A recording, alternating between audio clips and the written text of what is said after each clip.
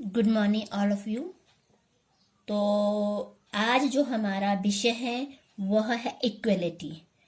Equality क्या है, इसके बारे में meaning, definition, aspects of equality, features of equality, इसके बारे में समझेंगे। सबसे पहले तो कॉन्सेप्ट ऑफ इक्वलिटी, समानता की अवधारणा। स्वतंत्रता की तरह समानता भी राजनीतिक विज्ञान का एक महत्वपूर्ण विचार है। समानता एक लोकतांत्रिक आदर्श है और लोकतंत्र के इस युग में यह लोकतांत्रिक सरकार के लिए जरूरी है। और मानवता का इतिहास समानता और स्वतंत्रता का इतिहास है।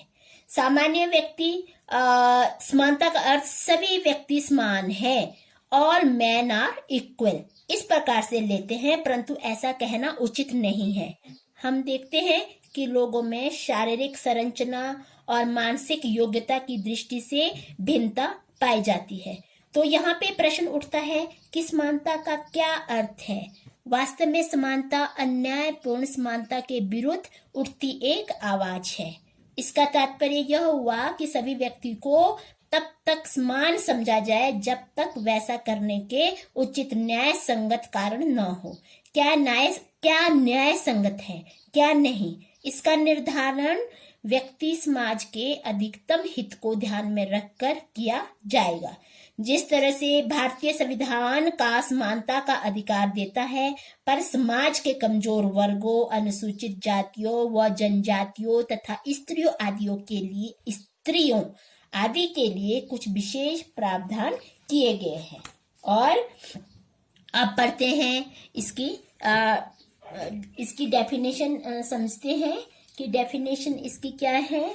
तो सबसे पहले तो बार्कर का कथन है कि समानता के सिद्धांत का अर्थ यह है कि अधिकारों के रूप में जो सुविधाएं मुझे प्राप्त है वही सुविधाएं उसी रूप में दूसरों को प्राप्त होगी तथा जो अधिकार दूसरों को प्रदान किए गए हैं वे मुझे भी प्राप्त होंगे। The principle of equality accordingly means that whatever conditions are granted to me in the form of rights shall also and in the same measure be granted to others, and that whatever rights are given to others shall also be given to me. Barker। तो second अब definition है professor D Rafale के अनुसार, यहाँ समानता का तात्पर्य यह है कि सब लोगों को यह हक है कि मूलभूत मानवीय आवश्यकताओं की संतुष्टि अवश्य हो। इसके अंतर्गत मानवीय क्षमताओं के विकास व उनके प्रयोग के अवसर भी आ जाते हैं। The right to equality proper is a right to the equal satisfaction of basic human needs, including the need to develop and use capacities which are specifically human। तो डी रफेल। थर्ड है, Laski ने एक जगह कहा है कि जब तक सब लोगों को आवास की सुविधा न मिल जाए तब तक किसी भी व्यक्ति को 20 कमरों वाले आलीशान भवन में रहने का कोई अधिकार नहीं है। One man is not entitled to a house of 20 rooms until all people are adequately housed। Laski. यहाँ पे क्या है कि अब इन परिभाषाओं से यही स्पष्ट होता है, इससे यही अर्थ निकलता है, नंबर 1 कि जन्म, जाति, धर्म, रंग, लिंग आदि के आधार पर विशेष अधिकारों का अभाव। सेकंड, बिना किसी भेदभाव के सभी व्यक्तियों के लिए समान अधिकारों की व्यवस्था। थर्ड, सभी व्यक्तियों को अपना सर्वोत्तम विकास करने के योग्य तथा समान अवसरों की उपलब्धता। और फोर्थ है, व्यक्तियों की मौलिक आवश्यकताओं की पूर्ति के लिए योग्य अवसरों की समान व्यवस्था। ये हमारा जितने भी परिभाषा है उसका ये अर्थ निकलता है। अब आता है समानता के पक्ष, एस्पेक्ट्स ऑफ इक्वलिटी।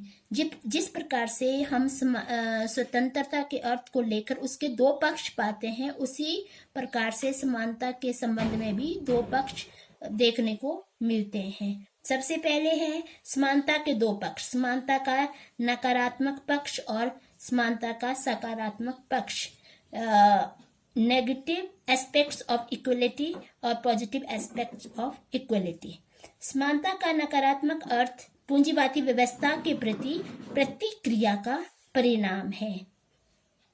मार्क्सवाद, साम्यवाद, समाजवाद तथा इससे संबंधित सिद्धांतों का आधार समानता की अवधारणा है। इसमें ऐसी समानता पर बल दिया जाता है जिसमें सभी व्यक्ति समान हो।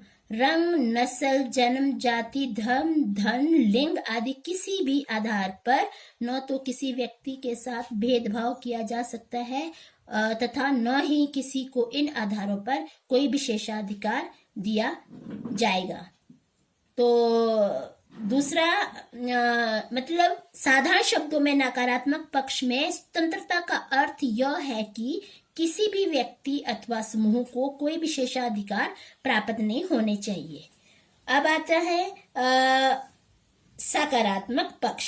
सकारात्मक पक्ष पॉजिटिव एस्पेक्ट्स। समानता का सकारात्मक पक्ष प्रत्येक व्यक्ति को विकास करने के लिए उचित अवसर प्रदान करता है। और यहाँ पे उचित अवसर का यह अभिप्राय यह नहीं है कि सभी को समान अवसर प्राप्त हो। समान अवसर की प्राप्ति संभव नहीं है कि सभी व्यक्तियों की रुचियों, आवश्यकताओं, भावनाएं, योग्यता एक समान नहीं होती है। और यहाँ पे प्रत्येक व्यक्ति की अपनी रुचि के अनुसार विकास करने का उचित अवसर प्राप्त होना चाहिए। जिस तरह से जिसको जहाँ रुचि है उसके अनुसार उसे विकास के अवसर प्रदान किए जाने चाहिए। समानता का सकारात्मक पक्ष स्वतंत्रता को इसका विरोधी नहीं मानता है। इसके अंतर्गत समानता का अभिप्राय भेदभाव की मनाही है। समानता का अभिप्राय सभी को आर्थिक, सामाजिक, राजनीतिक रूप से समान करना कदापि नहीं है।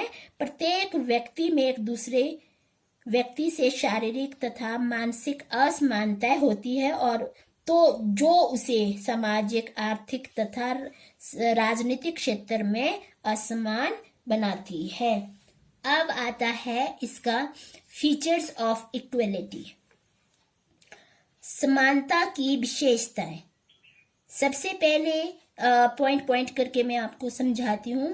पहला है भेदभाव का अंत, एवोल्यूशन और डिस्क्रिमिनेशन। यहाँ पे समानता का सीधा तथा साधारण अर्थ भेदभाव का अंत माना जाता है। जब व्यक्ति से उसकी जाति, धर्म, संप्रदाय तथा लिंग के आधार पर कोई भेदभाव नहीं किया जाता तो समानता का नाम दिया जाता है। और समानता के इसी भेदभाव के अंत ने अमानवीय दास प्रथा का भी अंत किया है। और अब सेकंड आता है विशेषाधिकारों का अंत, एवोल्यूशन और प्रिविलेजेस। यहाँ पे समानता के लिए यह आवश्यक है कि किसी भी व्यक्ति अथवा समुदाय को ऐसी सुविधाएं तथा अधिकार न दिए जाए जो अन्य व्यक्तियों तथा समुदायों को प्रदान न किए गए हो। जिस तरह से इसके माध्यम से कौन कौन से आते हैं, राजतंत्रीय, साम्राज्यवाद, उपनिवेशवाद के अंतर्गत प्राप्त विशेषाधिकारों का अंत किया गया है। थर्ड आता है समान अधिकारों की व्यवस्था, प्रोविजन ऑफ इक्वल राइट्स। यहाँ पे समानता का अर्थ जहाँ भेदभाव की मनाही से लिया जाता है, वहीं समानता का अर्थ समान सुविधाओं का प्रावधान करने से भी लिया जाता है। और इस विचार के अनुसार एक नागरिक को जो अधिकार प्रदान किए जाते हैं, अन्य सभी को वैसे ही अधिकार प्रदान किए जाने चाहिए। और अब आता है फोर्थ पॉइंट आता है मौलिक आवश्यकताओं की पूर्ति, फुलफिल ऑफ बेसिक नीड्स। यहाँ पे जीवन की मौलिक आवश्यकताओं की पूर्ति के लिए मनुष्य के लिए यह आवश्यक है की मूलभूत आवश्यकता है। मूलभूत आवश्यकता कौन कौन सी? जो हमारी आवश्यकता है, डेली की आवश्यकता है, डेली की नीड्स है, रोटी, कपड़ा और मकान की पूर्ति के लिए मानव विकास का मूल आधार है। और व्यक्ति अपने विकास के लिए उसी अवस्था में कार्य कर सकता है जब उसकी मौलिक आवश्यकता पूरी हो जाए, और तभी वह अपने आवश्यकताओं को पूरा कर सकता है। और इसके आधार पर लॉस्की का कहना है कि मुझे खाने का कोई अधिकार नहीं है यदि मेरे इस अधिकार के कारण मेरा पड़ोसी रोटी के बगैर भूखा रहता है, तो मुझे कोई ये अधिकार नहीं है। यहाँ पे जी रफेल भी यही कहते हैं कि समानता के अधिकार का कोई उचित भाव सभी लोगों की मौलिक मानवीय आवश्यकता की पूर्ति का अधिकार है।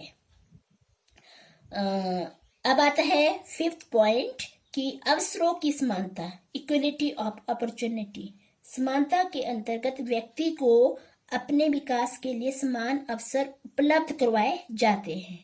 किसी भी व्यक्ति को अपने विकास के लिए शिक्षा, व्यवसाय, नौकरी आदि के क्षेत्र में न तो कार्य करने से रोका जाता है और न ही किसी भी अन्यों की अपेक्षा अधिक अवसर प्रदान किए जाते हैं। और इस तरह से क्या होता है कि अवसर सभी नागरिकों को समान रूप से प्राप्त होने चाहिए, जिन अवसरों का लाभ उठाकर व्यक्ति अपना विकास करने में वह सफल हो सके। तो इस तरह से अधिकार उन्हें मिलने चाहिए। 6 पॉइंट है उत्पादन तथा वितरण का उचित विवरण, proper distribution of means of production and distribution.